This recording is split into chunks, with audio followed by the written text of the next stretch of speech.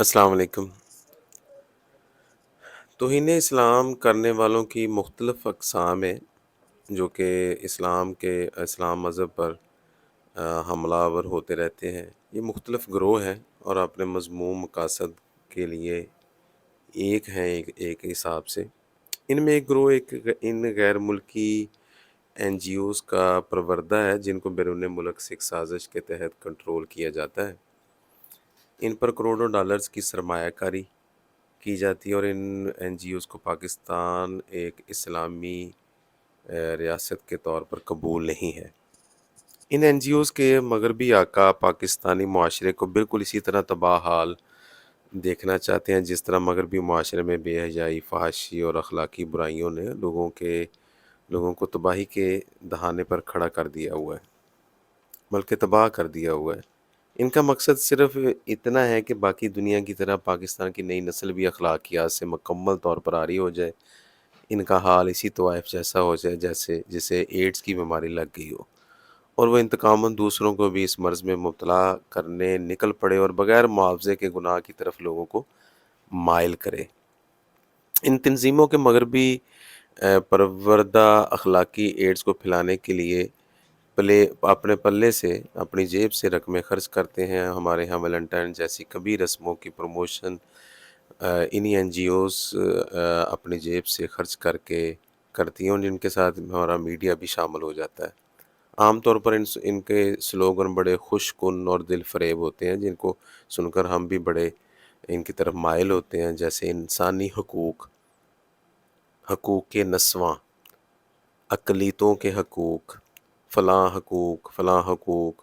لیکن یہ حقوق صرف وہی سمجھے جاتے ہیں جو اسلام کے بالکل مخالف اور ہمارے معاشرتی اقدار کے بالکل مخالف ہوں۔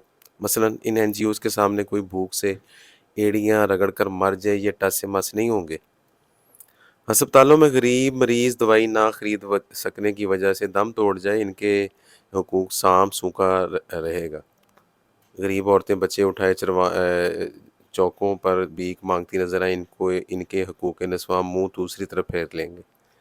غریب عیسائی بچے جو ہے بچوں سمیت فاقے کاٹ رہا ہو تو اسے دیکھ کر ان کے اقلیتی حقوق کی رگ نہیں پھڑکے گی۔ ان کے انسانی حقوق تب جاگیں گے جب کوئی غیر مسلم ملکی قوانین کی خلاف ورزی کرتے ہوئے انبیاء کی توہین کرے گا،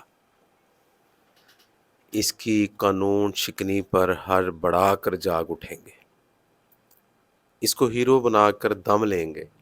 کوئی لڑکی ماں باپ کی عزت اچھالتے ہوئے کسی کے ساتھ بھاگ کر شادی کر لے اور اس کی بھی حوصلہ افزائی کے لیے میدان میں آ جائیں گے۔ پاکستان کے اسلامی معاشرے سے ان کو انتہائی تکلیف پہنچتی ہے، چنانچہ اپنے گماشتوں کو اسلام میں خرابیاں تلاش کرنے پر لگا دیتے ہیں۔ توہین کرنے والا دوسرا گروہ ان بغیرتوں پر مبنی ہوتا ہے جو اس معاشرے میں ہر قسم کی بے حیائی، بے غیرتی کو رائج کر کے کھل کر کھیلنا چاہتے ہیں۔ ان کا کوئی بھی غیر ملکی ایجنڈا نہیں ہوتا۔ یہ گروہ جو ہے اس قسم کے مردوں پر مشتمل ہوتا ہے، یہ جو اپنی سلفی خواہشات اور حد سے بڑھتی ہوئی ہوس کی خاطر ہر طرح کی جنسی آزادی کی خواہش رکھتے ہیں۔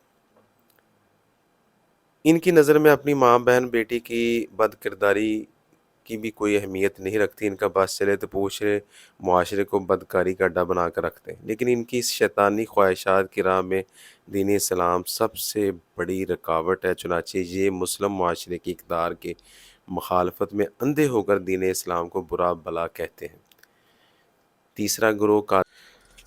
تیسرا گروہ قادیانیوں کا ہے۔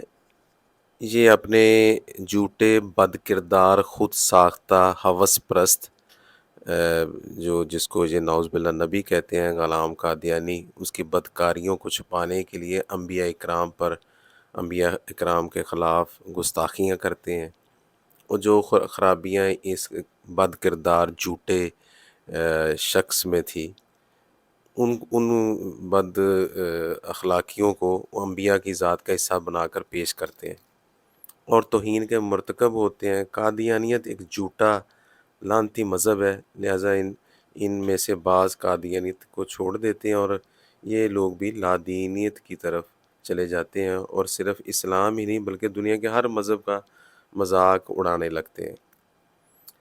یہی وہ لوگ ہیں جو سائنسی تحقیق کا موازنہ مذہبی عقائد سے کرتے ہیں اور لوگوں کو بتانے لگتے ہیں کہ نعوذ باللہ مذاہب کی کوئی حیثیت نہیں، یہ سب من گڑت باتیں ہیں، یہ خدا کے وجود سے بھی انکاری ہو جاتے ہیں اور حالت ارتداد میں مر کھپ جاتے ہیں۔ اس کے بعد چوتھا گروہ سب سے زیادہ خطرناک ہے۔ اس کا ٹارگٹ صرف اسلام نہیں اور نہ ہی یہ صرف پاکستان میں پائے جاتے ہیں بلکہ یہ پوری دنیا میں موجود ہوتے ہیں اور دنیا کے ہر ملک معاشرے میں صرف ایک ہی تبلیغ کرتے نظر آتے ہیں کہ مذہب کی کوئی حیثیت نہیں۔ یہ لوگ یہ مذاہب کو انسانیت کے خلاف قرار دیتے ہیں۔ ان کی ڈوریاں وہ لوگ ہلاتے ہیں جو یہودی پروٹوکول کے اس پروٹوکول کو نافذ کرنا چاہتے ہیں جس میں حکم دیا جاتا ہے کہ لوگوں کے ذہنوں میں بٹھاؤ کہ سوائے یہودیت کے سبھی مذاہب خود ساختہ ہیں۔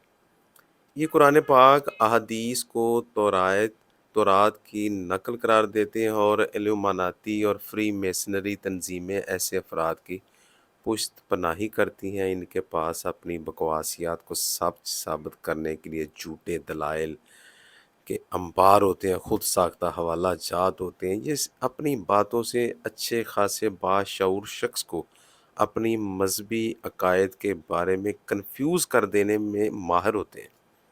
ان کی پہچان یہ ہے کہ یہ سائنس تحقیق کی بات نہیں کرتے بلکہ خود ساختہ اسلامی حوالہ جات بہت استعمال کرتے ہیں جن میں بالکل سچائی نہیں ہوتی۔